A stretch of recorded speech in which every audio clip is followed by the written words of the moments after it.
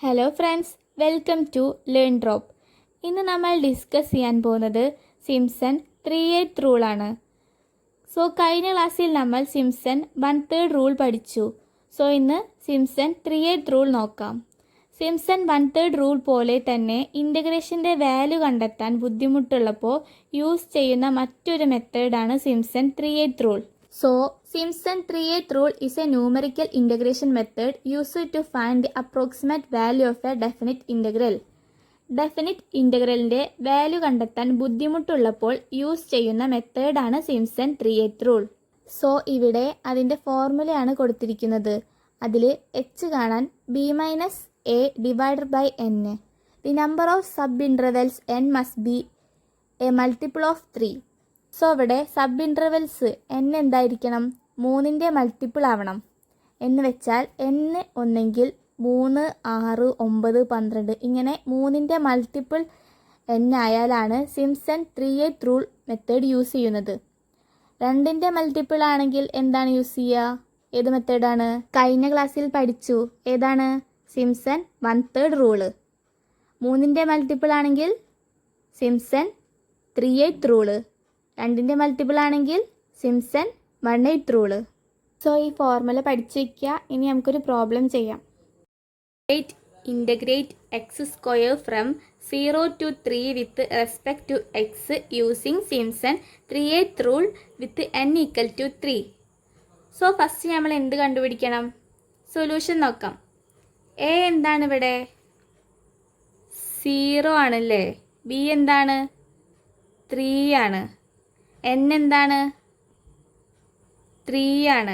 n equal to 3. H കാണാനുള്ള equation എന്താണ്? H is equal to b minus a divided by n. B എന്താണ്? 3 minus a എന്താ? 0 divided by n എന്താണ്? 3. അപ്പോൾ എന്താ കിട്ടിയേ? 1 കിട്ടിയില്ലേ? അപ്പോൾ എച്ച് എന്താണ്? 1. എന്നിട്ട് അടുത്ത എന്താ ചെയ്യേണ്ടത്? എക്സിന് വാല്യൂസ് കൊടുക്കുക. X equal to 0. എന്നിട്ട് എച്ച് എന്താണ്? 1 ആണ്. ഇപ്പോഴത്തെ ഡിഫറൻസ് എന്താ? 1 ആണ്.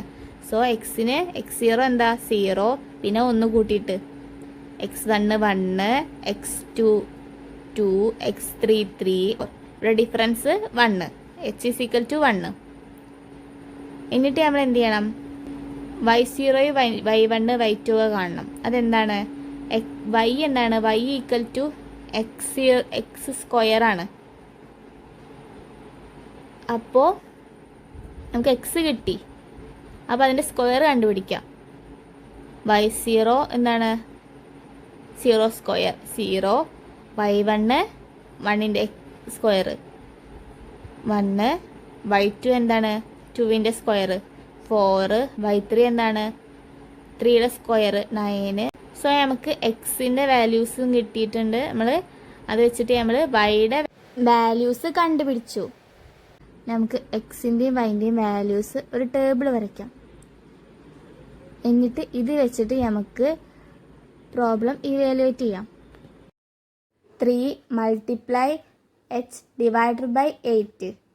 3 മൾട്ടിപ്ലൈ എച്ച് എന്താ? 1 divided by 8. y0 plus y3. y0 എന്താ? 0 plus y3 9 plus 3 multiply y1. y1 എന്താ? 1 പ്ലസ് y2. y2 എന്താ? 4. ഇത് ഇവാലുവേറ്റ് ചെയ്ത് എന്താ കിട്ടുക? 9 കിട്ടും. വീഡിയോ യൂസ്ഫുള്ളായ ലൈക്ക് ചെയ്യുക, ഷെയർ ചെയ്യുക, സബ്സ്ക്രൈബ് ചെയ്യുക.